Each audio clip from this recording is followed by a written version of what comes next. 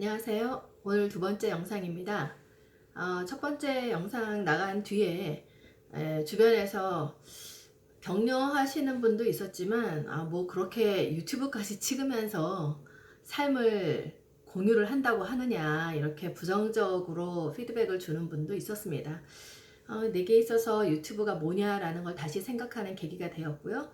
그런 의미에서 다시 생각해 본 바로는 이렇게 성찰하는 그런 계기가 될 뿐더러 또 제가 직업적으로 이제 교수이다 보니까 학생들과 관계에서 많은 또 질문을 받거나 또 같은 그런 질문에 대해서 반복적으로 매해 피드백을 줘야 하는 그런 것에 대해서 어느 정도는 조금 영상물을 가지고 있으면 좋겠다라는 생각도 들었었습니다. 그래서 그런 의미에서도 유튜브라는 것이 제게 동기화가 되었던 것 같고요. 그리고 또 한편에서는 이제 늙어갈수록 이런 자기 자신이 갖고 있는 생각, 또 여러 가지 지혜, 지식 이런 것이 한편으로 이제 기록물을 가지고 있다 보면은 좀 제가 가지고 있는 기록물을 가지고 공유를 하면서 잔소리가 아닌 교훈으로 이렇게 전달됐으면 좋겠다라는 생각에서 이런 유튜브 영상을 찍게 되었던 동기를 다시 한번 확인하게 되었습니다. 하루에 여유 시간이 뭐 3시간 정도 또 짬짬이 시간 내는 것을 이렇게 포함한다면은 3시간 이상 확보하는 것이 사실상 어렵다는 생각이 듭니다. 왜냐하면 이제 수면 취하는 시간, 일이라는 것, 그 다음에 뭐 먹고, 그 다음에 여유를 가지고 있는 시간, 뭐 이런 것들을 다 이제 제외를 한다면 한 3시간 분량인데, 이런 이제 3시간의 분량 가운데 독서, 운동, 어학이라는 과제를 이제 해결을 해야 된다는 거죠. 우선적으로 목표를 설정하는 방법에 있어서 여러분도 잘 아시다시피 이제 스마트라는 목표가 갖는 주요 특징을 가지고 있어야 우리가 성취를 할 수 있다라고 이제 볼 수 있겠습니다. 그래서 독서라는 것을 살펴보도록 하겠습니다.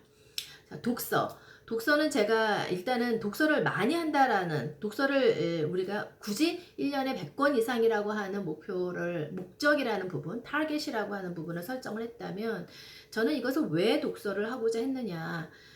사실은 이제 교수자로서도 그렇지만은 삶에 있어서 가장 뭐 4차 성명, AI 시대 막 이러면서 우리가 알 수 없는 여러 가지 인간과 인공지능과 이런 이제 사이버 공간에서의 인터랙션이라든지 이런 것들을 생각했을 때 무엇이 우리가 시대에 뒤떨어지지 않으면서 업데이트된 그런 시대적 상황을 잘 적응하면서 갈 수 있을까라고 했을 때 그 이상의 독서 이상의 도구가 없다라는 거죠. 그래서 저는 독서를 하고자 하는 것은 지혜를 얻고자 하는 궁극적인 목적을 가지고 있습니다.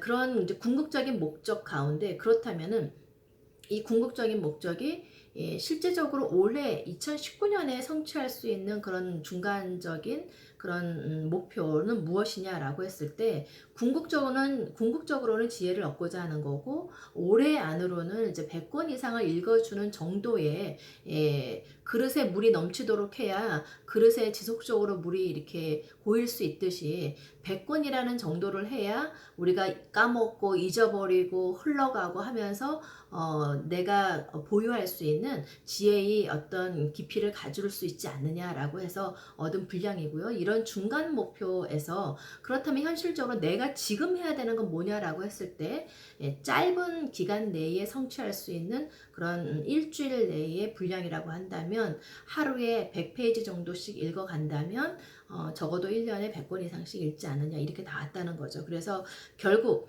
내가 데일리로 해야 될 그런 또는 주당으로 해야 될 것은 일단 독서를 100페이지 이상 해야 되는 것이고 이것의 결과물로 독서 노트로 읽었다 안 읽었다라는 것을 확인할 수 있어야 된다라는 겁니다. 두 번째는 이제 운동인데 운동은 궁극적으로 내가 튼튼하고 건강해야 되겠다라는 생각이 들었고 이런 부분은 늙어감에 따라서 건강을 잃으면 모든 것을 포기해야 되는 부분이기 때문에 가장 우선적인 거라는 거죠. 그래서 이런 건강, 튼튼이라는 이제 궁극적인 목적에 대해서 올해 안에는 꾸준한 내 운동, 내가 루틴하게 내가 굳이 의식하지 않더라도 운동의 이 패턴을 갖는 그런 생활 양식을 내가 갖는 것입니다. 그렇다면 오늘 당장 이번 주 내로 내가 해야 될 건 뭐냐라고 했을 때 일단은 매일매일의 30분 정도의 유산소 운동과 근력 운동의 3가지 유형을 매일매일 한다라는 겁니다. 그렇다면은 이런 결과물로서 내가 갖고 있을 눈으로 확인할 수 있는 결과는 뭐냐면 너무 살이 찌거나 그러지 않은 이제 체중의 유지 그리고 건강이라는 부분이 되겠습니다. 자, 그다음에 이제 세 번째는 이제 어학입니다. 어학은 제가 이전 영상에도 말씀을 드렸듯이 어학이 앞으로 제가 좀 더 확대된 연구 분야나 또 내 삶의 영역에 있어서 굉장히 중요하다라고 보았고요. 그래서 쉽게 시간을 할애하면서 하기 힘들었던 그런 부분을 조금 더 면밀하게 시간 계획 가운데 넣어야 되겠다라고 생각을 했고, 그 중에 하나는 이제 일본어였고 하나는 영어를 조금 더 많이 이제 위축되고 또 써먹지 않아서 퇴화된 영어 능력을 다시 역량을 향상시키는 두 가지 영어와 일본어를 두었던 것입니다. 그래서 궁극적으로는 영어를 어느 정도 일본어에 있어서는 문해력을 갖는 거고 영어에 있어서는 제가 갖고 있었던 영어 능력을 다시 회복하는 그런 부분입니다. 중간 지표라고 해서 올해 안에 성취할 게 뭐냐면 일본어는 적어도 한 3급 정도, 3급이 어떤 수준인지 잘 모르겠지만 뭐 읽고 뭐 이것저것 자가학습 능력을 갖게 되는 수준이 아닌가 생각을 했고요. 그게 3급이라는 수준으로 저는 생각을 했습니다. 그래서 3급을 따는 거고 영어는 이제 어느 정도 제가 이번 학술 대회를 간다거나 외국에 어떤 구연 발표를 할 때 적어도 이제 이전과 같이 좀 더 액티브하게 질문을 받고 서로 토론하는 그런 부분을 유지하는 것입니다. 자, 그렇다면은 지금 당장 무엇을 해야 되느냐, 이번 주 안에 뭘 해야 되느냐라고 했을 때 일본어는 도저히 뭐 내가 혼자 자가학습을 할 수 있는 단계가 아니기 때문에 일단은 학원이든 온라인 학습이든 이제 등록을 하는 것입니다. 그래서 이번 주 안에 일본어는 등록을 할 것 같고요. 영어는 이제 일단 프로그램으로서 뭐 이런 스피드 있는 영어 대목을 제가 매일매일 참여하는 겁니다. 그래서 일정 프로그램을 제가 등록을 했고요. 이전에 했었던 그것을 좀 더 꾸준히 가져가겠다라고 세웠습니다.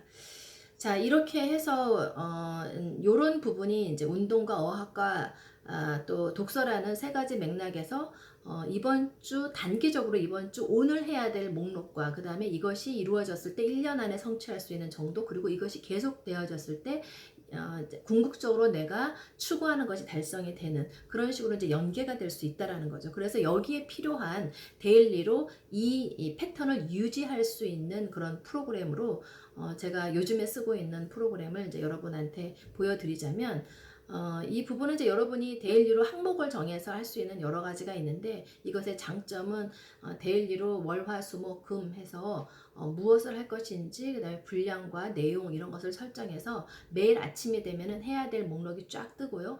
하는 것에 대해서 클릭을 하면은 한 것에 대해서는 화면에서 사라집니다. 스마트폰에서. 그래서 저한테는 너무 적합한 그런 부분이었고요. 그리고 이렇게 틈새 시간에서 그 항목을 하나씩 했을 때 예를 들면 뭐 스쿼트를 100개를 하기로 했다 그러면 아침에 못하면 점심이나 저녁 뭐 집이라든지 이렇게 와서 할 수도 있기 때문에 그때라도 기억을 해서 스마트폰을 켰을 때 확인해서 클릭을 하면 그 부분이 사라지는 이제 그런 식으로 하는 프로그램을 며칠간 썼는데 굉장히 좋습니다. 여러분에게도 추천하고요. 이런 식으로 해서 무료 프로그램이니까 쓰기를 바라고요. 이런 식으로 해서 바쁨이지만 효율적으로 시간을 활용하면서 중요한 것을 놓치지 않는 스케줄 관리 이런 부분을 살펴봤습니다. 여러분에게 도움이 되셨길 바랍니다.